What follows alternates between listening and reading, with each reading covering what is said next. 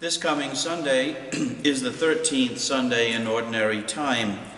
We hear the first line of the Gospel passage. Jesus said to his apostles. Jesus continues to teach his apostles, his disciples. He continues to teach us as well. The passage comes from Matthew's Gospel, chapter 10, verses 37 to 42.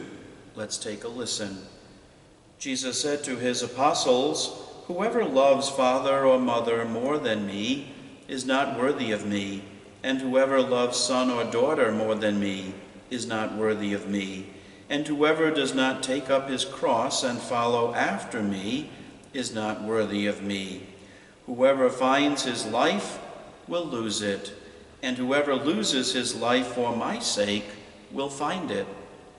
Whoever receives you receives me, and whoever receives me receives the one who sent me. Whoever receives a prophet because he is a prophet will receive a prophet's reward, and whoever receives a righteous man because he is a righteous man will receive a righteous man's reward. And whoever gives only a cup of cold water to one of these little ones to drink, because the little one is a disciple, amen, I say to you, he will surely not lose his reward."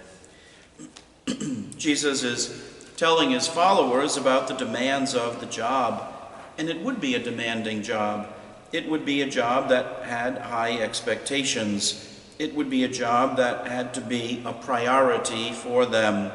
He says to them, "Whoever loves father or mother more than me is not worthy of me, and whoever loves son or daughter more than me is not worthy of me.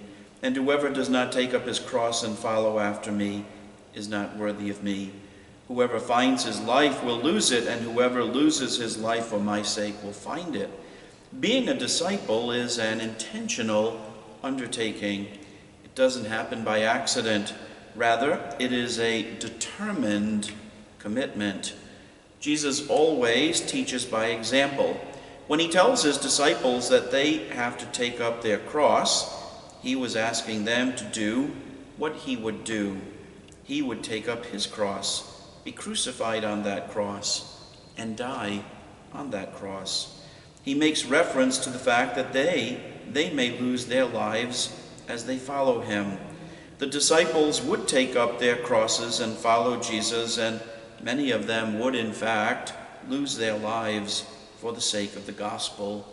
In losing their life, he tells them that they would find it. They will come to understand exactly who they are as they make the sacrificial gift of their very lives for Jesus' sake. And what of us? Does he ask anything less of us? No. He calls us to love him more than we love mother or father. He calls us to take up our cross.